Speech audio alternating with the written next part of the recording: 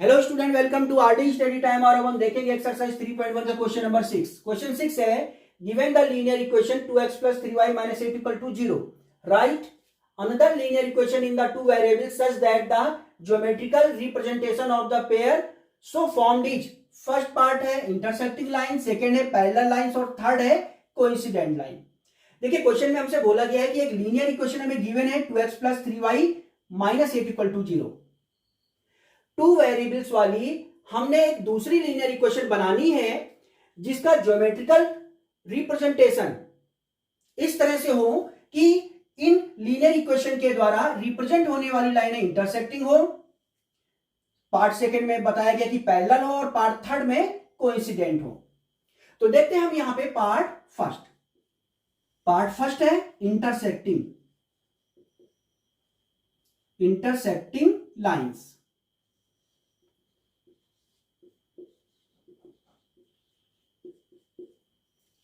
तो देखें, एक लीनियर इक्वेशन हमें गिवन है 2x plus 3y minus 8 is equal to 0।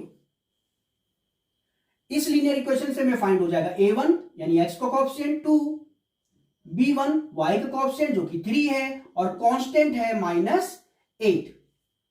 अब हमें एक दूसरी लीनियर इक्वेशन बनानी है और इस तरह से बनानी है कि ये पहली वाली लीनियर इक्वेशन और दूसरी वाली लीनियर इक्वेशन के द्वारा रिप्रेजेंट होने वाली लाइनें इंटरसेक्टिंग लाइंस हों। तो हम जानते हैं कि लाइन इंटरसेक्टिंग कब होती है? इंटरसेक्टिंग कब होती है? जब a1/a2 इक्वल टू होता है b1/b2। तो देखिए यहां पे लाइंस आर इंटरसेक्टिंग।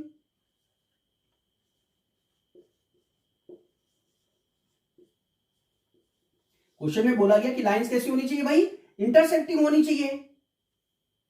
तो इंटरसेक्टिंग कब होती है लाइन? जब a1/a2 नॉट इक्वल टू होता है बच्चों b1/b2 के। तो a1 तो हमें गिवन है, a1 क्या है 2, a2 अभी लिखते हैं, b1 हमें पता है 3, b2 अभी लिखते हैं। ध्यान ये रखना है कि a1/a2 नॉट इक्वल टू होना चाहिए b1/b2। तो a2 और b2 को इस तरह से आपने लेना है कि ये नॉट इक्वल टू हो जाए, यानी a1/a2 नॉट इक्वल टू हो जाए b1/b2। तो अब a2 और b2 की वैल्यू आप कुछ भी ले सकते हैं, लेकिन इस तरह से लेना है कि a1/a2 not equal to b1/b2। तो चलिए हम ऐसा ले लेते हैं, जैसे यहां 3 ले लिया, यहां 2 ले लिया। अब आप देखो क्या ये इक्वल है? बिल्कुल इक्वल नहीं है। 2/3 इक्वल नहीं हो सकता है 3/2 के। आप कुछ और भी ले सकते हैं, ये ले लीजिए इस तरह से। यहां पे हमने 5 ले लिया और यहां पे हमने 2 ले लिया। क्या ये इक्वल है? बिल्कुल भी नहीं। तो 2/5 नॉट इक्वल टू 3/2। तो आप देखेंगे यहां पर हम a2 और b2 की वैल्यू कुछ भी ले सकते हैं। तो यहां पर हमने a2 और b2 की वैल्यू क्या ली बच्चों? लिख लेता हूं मैं यहां पे, इसी को ले लेते हैं, ठीक है। आप यहां पे a2 और b2 की वैल्यू कुछ भी ले सकते हैं, ठीक है। तो मैंने यहां पे a2 इक्वल टू लिया 5 और b2 इक्वल टू लिया मैंने 2, ठीक है। हम लेट कर लेते हैं कि a2 इक्वल टू 5 और b2 इक्वल टू 2।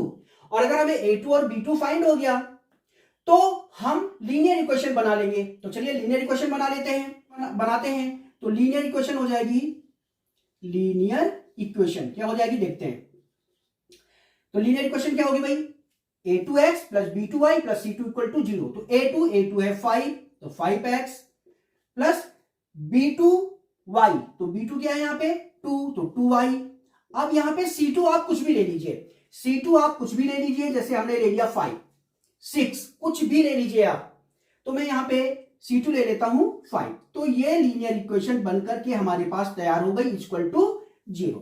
तो इस तरह से हम इंटरसेक्टिंग लाइन के लिए लीनियर इक्वेशन बना चुके हैं। अब हम चलेंगे पैरेलल लाइंस के लिए। देखते हैं बच्चों पार्ट सेकंड। देखिए पार्ट सेकंड है पैरेलल लाइंस। तो फर्स्ट लीनियर इक्वेशन है 2x plus 3y minus 8 is equal to 0। यहां से a1 मिल जाएगा x का कोएफिशिएंट 2, b1 मिल जाएगा y का कोएफिशिएंट 3 और c1 मिल जाएगा -8 कांस्टेंट। अब हमने सेकेंड लीनियर इक्वेशन इस तरह से बनानी है कि इनके द्वारा रिप्रेजेंट होने वाली लाइनें पैरेलल होनी चाहिए।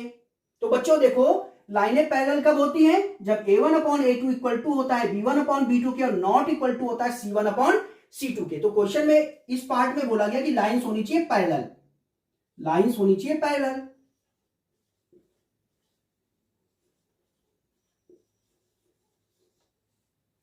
तो लाइंस पैरेलल कब होती है बच्चों? जब A1/A2 इज इक्वल टू होता है B1/B2 के और नॉट इक्वल टू होता है C1/C2 के।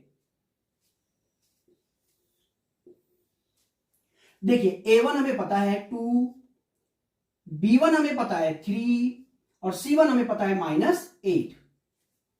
अब A1/A2 और B1/B2 इक्वल होने चाहिए, तो A2 और B2 की वैल्यू इस तरह से लेंगे कि A1/A2 इक्वल टू होगा B1/B2 और C1 C2 की यानी C2 की वैल्यू ऐसे लेंगे कि नॉट इक्वल टू होगा ये इनके।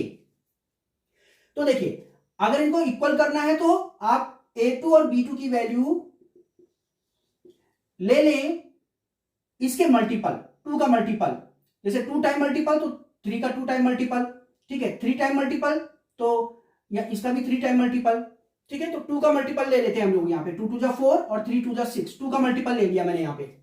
आप देखेंगे पक्का इक्वल आएंगे, 2 1 जा 2, 2 2 जा 4, 1/2 आ गया, 3 1 जा 3, 3 2 जा 6, 1/2 आ गया। आ गया दोनों बराबर, आ रहे इक्वल, बिल्कुल इक्वल आ रहे हैं।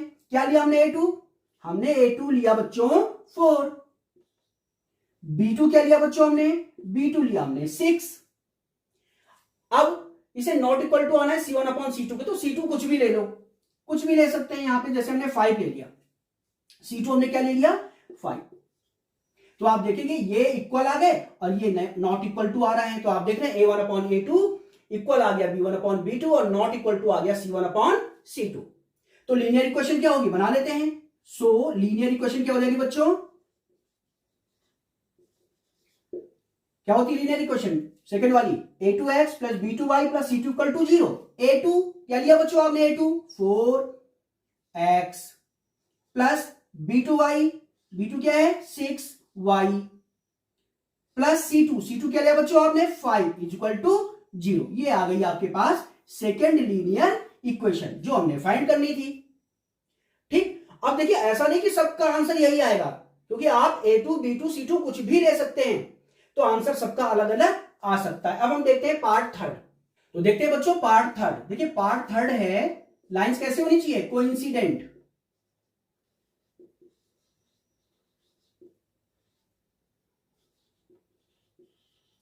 देखते हैं इसे, लाइंस होनी चाहिए कोइंसिडेंट। तो सबसे पहले जो लीनियर इक्वेशन गिवन है उसको लिखो बच्चों, 2x plus 3y minus 8 equal to 0। यहां से हमें A1 मिल गया 2, B1 3 और C1 मिल गया बच्चों -8।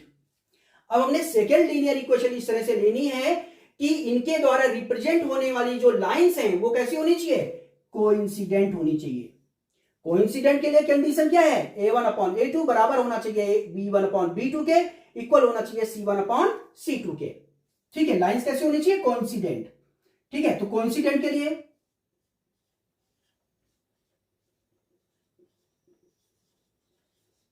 कोइंसिडेंट के लिए क्या होता है भाई, कोइंसिडेंट के लिए होता है A1/A2 is equal to B1/B2 is equal to होता है C1/C2।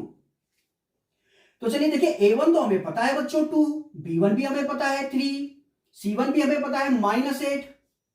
अब हम लेंगे A2 B2 और C2, हम लेंगे A2 B2 और C2। तो चलिए इस तरह से लेना कि A1/A2 इक्वल हो B1/B2 के, इक्वल हो C1/C2 के। इस तरह से लेना है आपने A2 B2 और C2। तो अभी मैंने बताया था कि इनका मल्टीपल ले लीजिए, इक्वल आ जाएंगे। ठीक है, 2 टाइम मल्टीपल ले लेते हैं, जैसे 2 2 जा 4, 3 2 जा 6 और 8 2 जा 16। ठीक है, लेकिन माइनस में लेना बच्चों। ठीक है, -8 है तो इसका 2 टाइम मल्टीपल -16 इक्वल आएंगे। देख लीजिए आप। ठीक है, कंफर्म कर लीजिए। 2 1 जा 2, 2 2 जा 4, 1/2 आया। 3 1 जा 3, 3 2 जा 6, 1/2 आया। माइनस से माइनस कैंसिल हो जाएगा, 8 1 जा 8, 8 2 जा 16, बिल्कुल इक्वल आ रहा है। क्या लिया आपने A2 बच्चों, हमने ले लिया 4, B2 क्या लिया 6 और C2 क्या लिया -16। तो बना लो लीनियर इक्वेशन। तो लीनियर इक्वेशन क्या होगी? सो लीनियर इक्वेशन इज, क्या होगी बच्चों लीनियर इक्वेशन? लीनियर इक्वेशन होगी a2x plus b2y plus c2 equal to 0। तो a2 कितना है 4, तो 4x, b2 है 6 तो 6y, ठीक है, प्लस, अब प्लस इंटू माइनस माइनस हो जाएगा तो माइनस 16 इक्वल टू 0। ये बन गई सेकेंड लीनियर इक्वेशन जो कि हमने फाइंड करनी थी। तो ये था आपके पास क्वेश्चन नंबर 6। और अब हम देखेंगे नेक्स्ट क्वेश्चन।